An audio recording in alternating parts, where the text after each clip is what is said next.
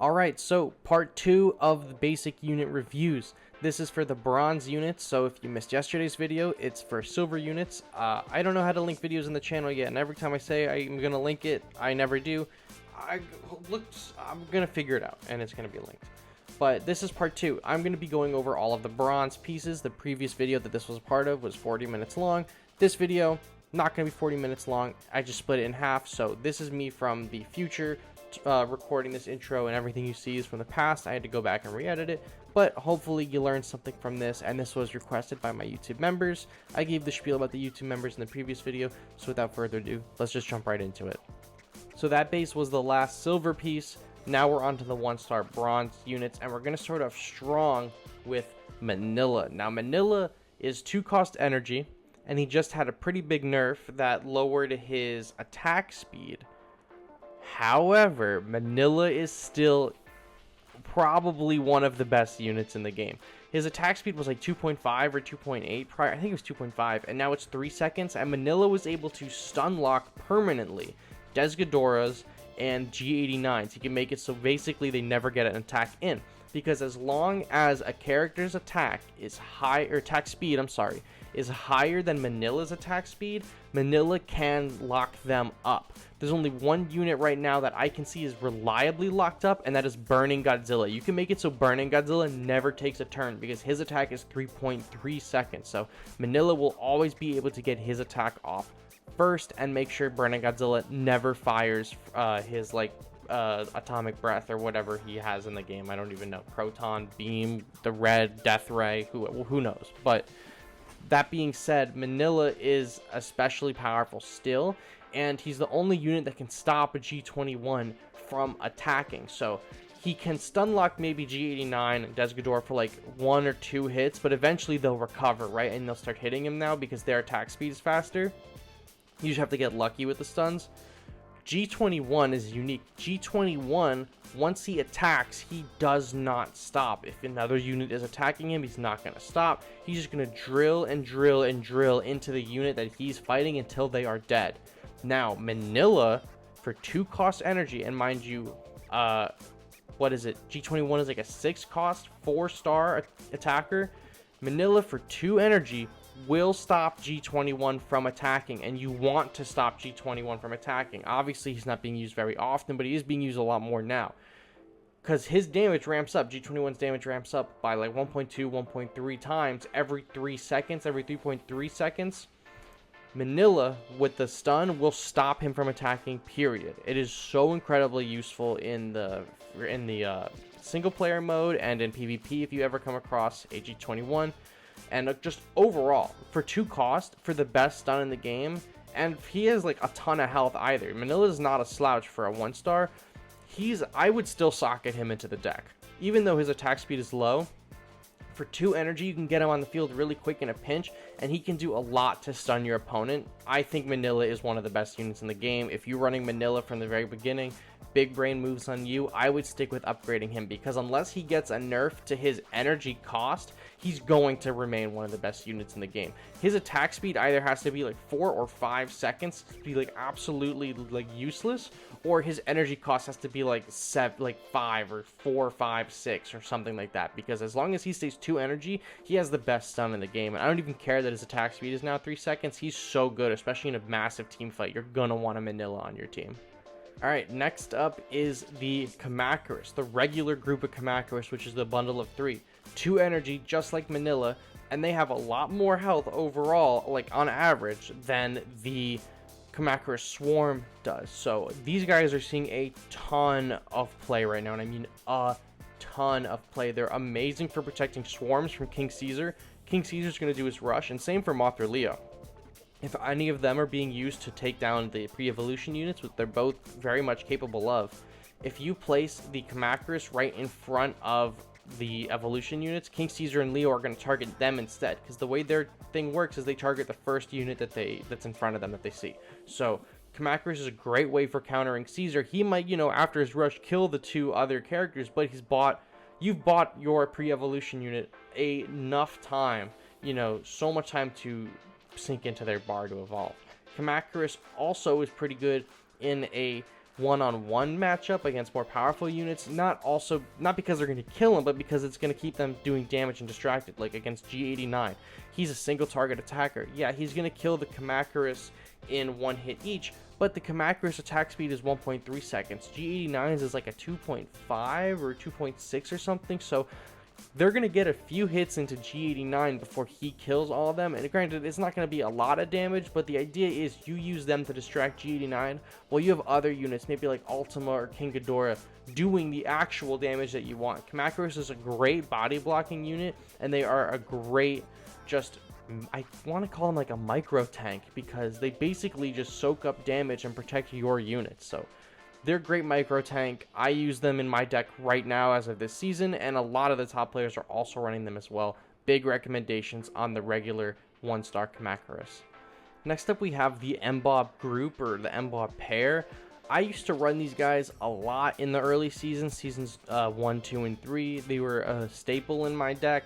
They've recently fallen out of favor in the last few months just because they die really fast, and there's a lot of AoE characters like Hedorah and King Ghidorah running around. The same reason that the Destroyer Larvas and the Kamacuras Swarms don't do well is the same reason the Embos base doesn't do well. The only thing the Embos base has over them is the Embos base, or not Embos base, the Embos pair is 1 energy less than the Kamacuras or the Destroyer Larva Swarms, and they have a slow. Their attack speed is a little weak, it's 2.8 seconds, but you have 2 units for the price of 1, so each of them you could average out and be like, oh, one of them is 2 energy, right? Individually for 2 energy, not great. For 4 energy, together they're pretty solid, especially if they're not the primary attackers. They are basically a support unit to just slow or stop an enemy from attacking.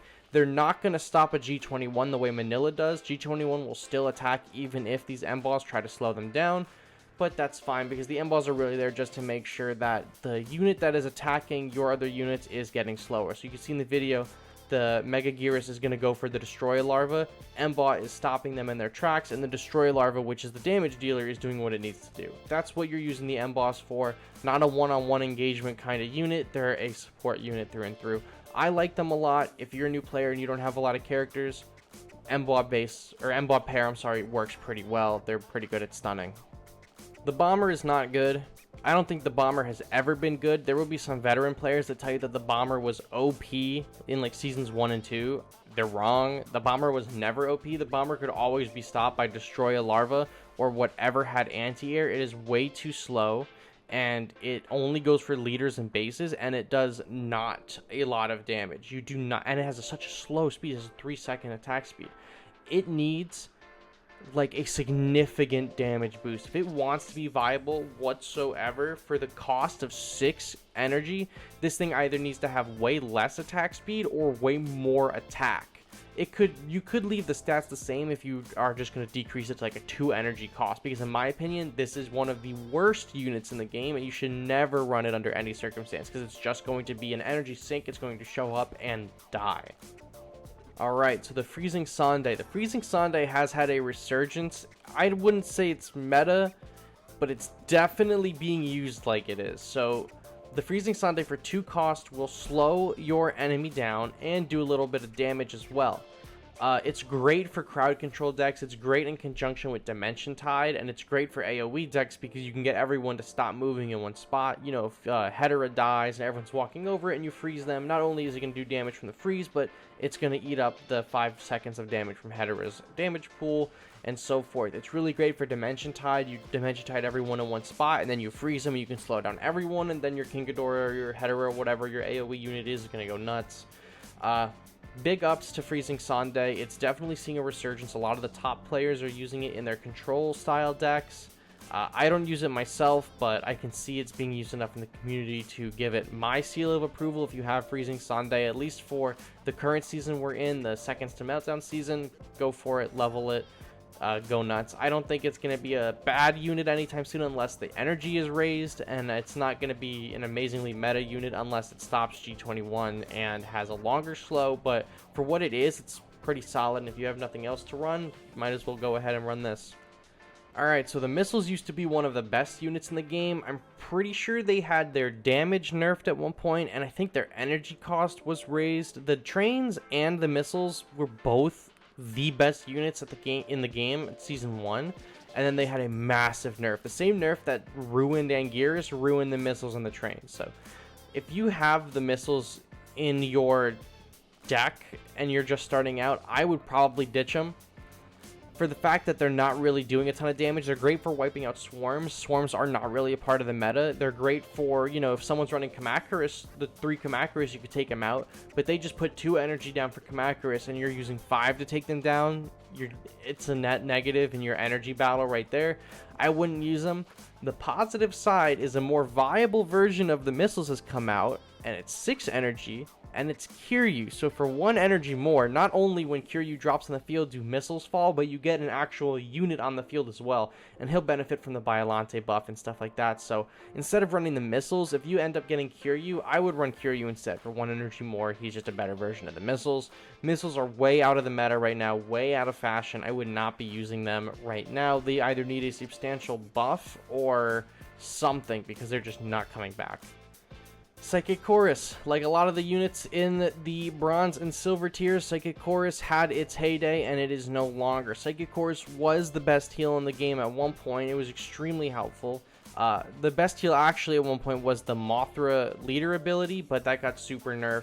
And Psychic Chorus, I think, got nerfed in the same little patch as that, and it was really good in a big team fight. You can keep your units alive. It basically does nothing right now. Like, the healing you get from it is so minuscule. Like, it has a 69 recovery. We don't even know over how many seconds that is, like what the average is. We haven't even thought about calculating it, but it's just so terrible. Like, it is so not even worth running. If you want a really good unit to heal you on the field, you really only have one option right now, because Mothra's leader ability is trash right now. It doesn't heal basically anything, and neither does Psychic Chorus. If you want to heal right now, you have to pretty much use Fire Rodan. Fire Rodan does healing on death. It doesn't have his healing on his stats for whatever, but if you look at the video, he dies and he's going to heal up Anguirus. I'm pretty sure it's percent based off of his total health, but Fire Rodan will actually win you team fights if he dies. Freezing Sunday will not. Psychic Chorus will not. And if you have Psychic Chorus in your deck, ditch it, because you're just sinking coins into something that is going to do basically nothing for you. And finally, for our last unit, we have the Markalite Cannon.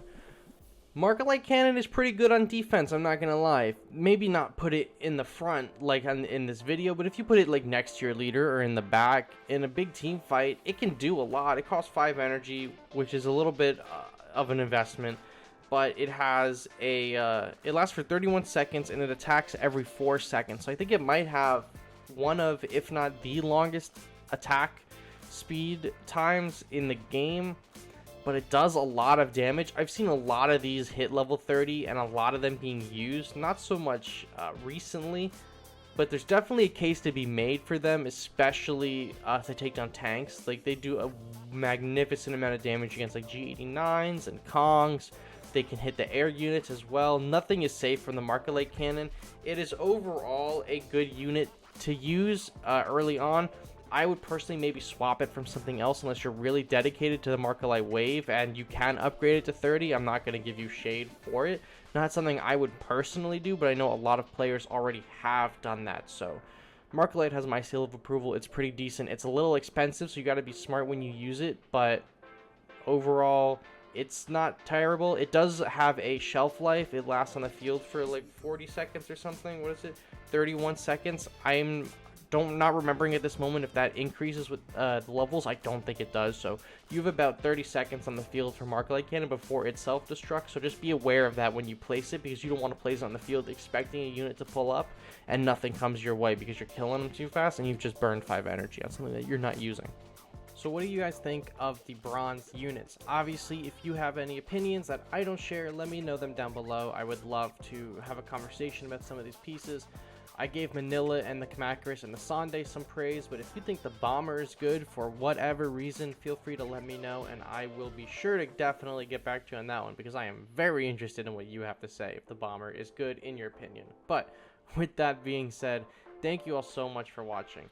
I hope that you enjoyed this one, and thank our members for requesting this video if you enjoyed it.